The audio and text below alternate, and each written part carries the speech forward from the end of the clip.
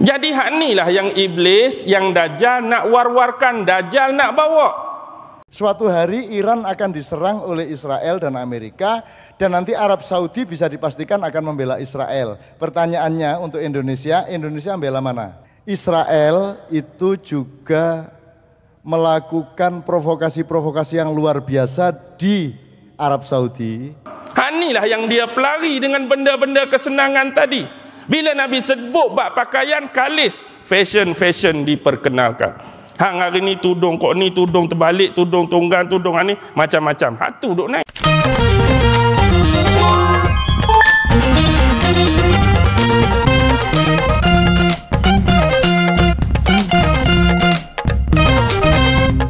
Assalamualaikum warahmatullahi wabarakatuh. Jumpa lagi dengan saya guys, Cak Mujib. Gimana kabar teman-teman semua? Semoga sehat selalu, bahagia dunia maupun di akhirat. Selamat datang di Cak Mujib TV guys. Kali ini kita akan mereaksi sebuah video yang sangat menarik sekali. Nah, tanpa berlama-lama, jom kita simak videonya. Tonton dari awal sampai akhir supaya tidak salah paham. Jom kita simak videonya. Let's go. Tengok hubungan dengan ayat 103. Apa Allah kata? Qul hal nunabbi'ukum bil akhsarina a'mala.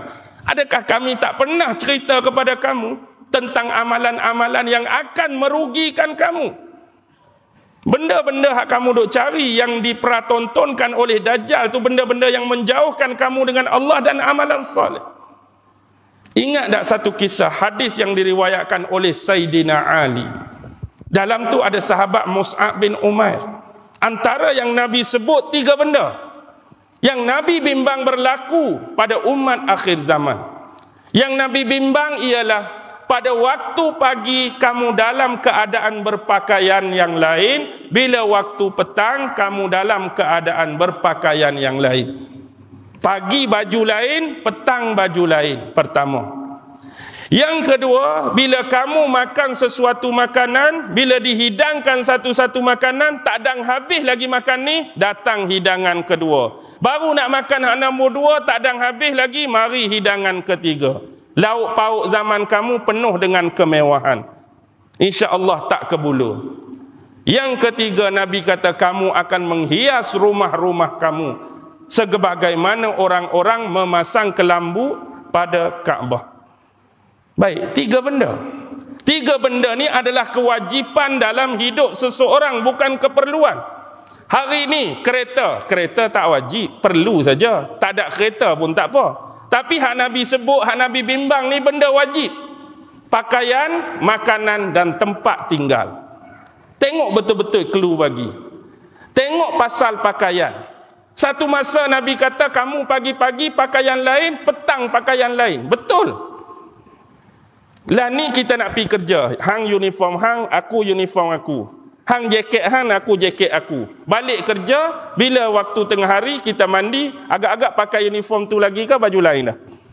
Baju lain dah. Kadang-kadang petang tu nak keluar Tesco beli lauk ke Giant beli lauk, baju lain pula. Malam datang masjid, baju lain pula. Nak Nabi bagi clue, pagi lain, petang lain, kita lebih daripada clue. 4 kali tukar, 5 kali tukar. Nak cakap Allah limpahkan kepada umat akhir zaman kemewahan, kekayaan, kesenangan. Bak makan tak ada habis pinggan ni, berat mari. Tak ada habis pinggan ni, berat mari. Tengok kita makan lah ni, sekurang-kurang ada berapa lauk atas meja kita? Paling common lah bang, 2, 3 lauk. Hak bahagian berkuah, hak bahagian goreng, hak bahagian sup. Hak orang mewah, hak orang kaya. Kaya makan cara kaya, miskin makan cara miskin, tak kebuluk.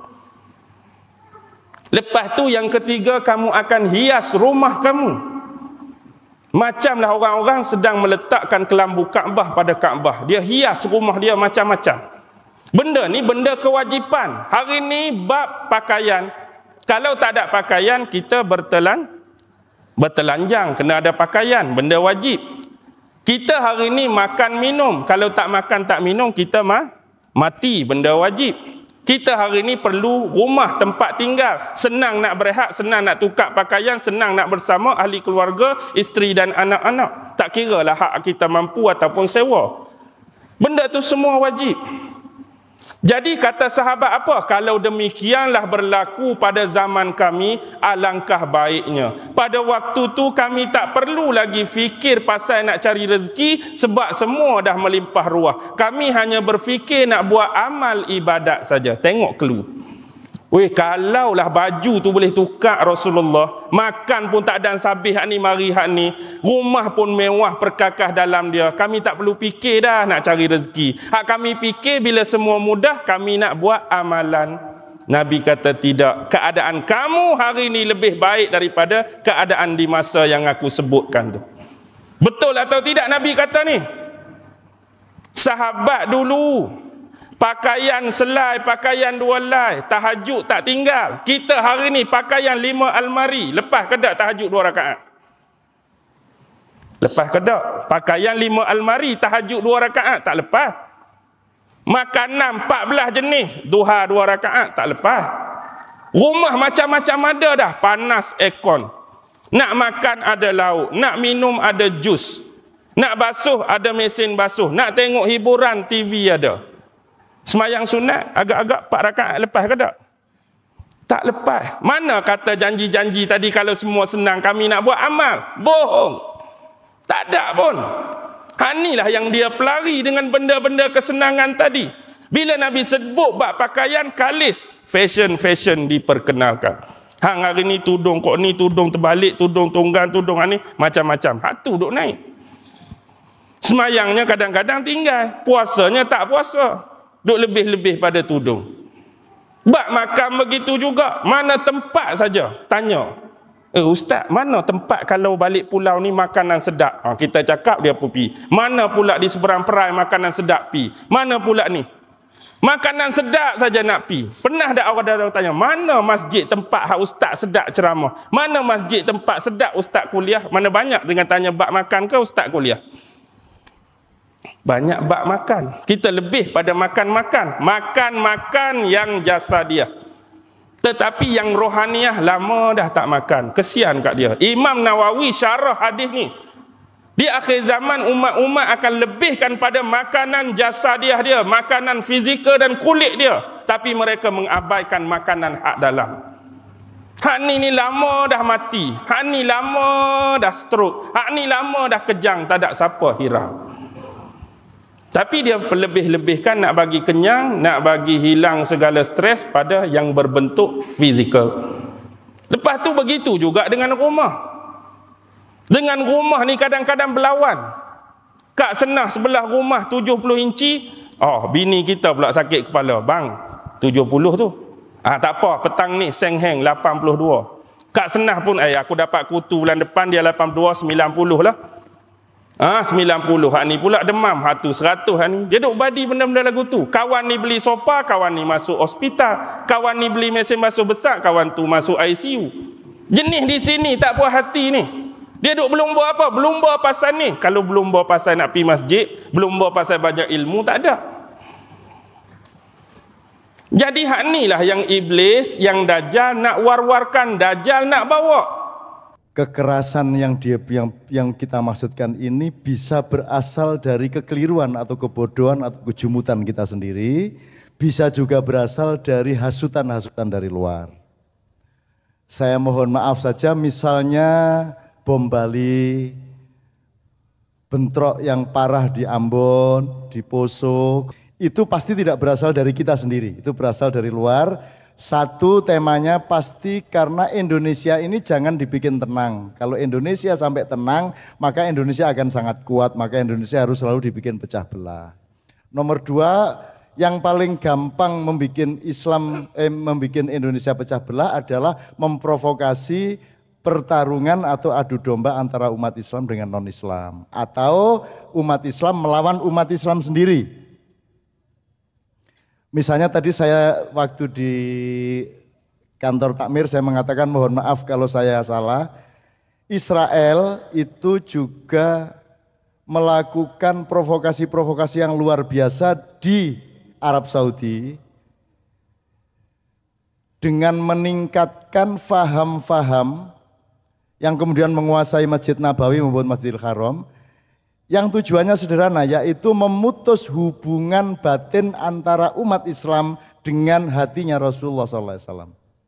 Artinya Anda tidak boleh mesra sama Rasulullah. Kalau Anda ke Raudhah, Anda tidak boleh pegang-pegang tembok makam beliau dan seterusnya. Pokoknya kuncinya di strategi Amerika dan Israel itu adalah putuskan hubungan hati, cinta antara umat dengan Rasulullah. Sebenarnya sampean yang pernah ke Madinah itu kan ya sok-sok ya seneng tau nek nang Raudhah Bu, nek pas kaji apa umroh nggih Bu nggih.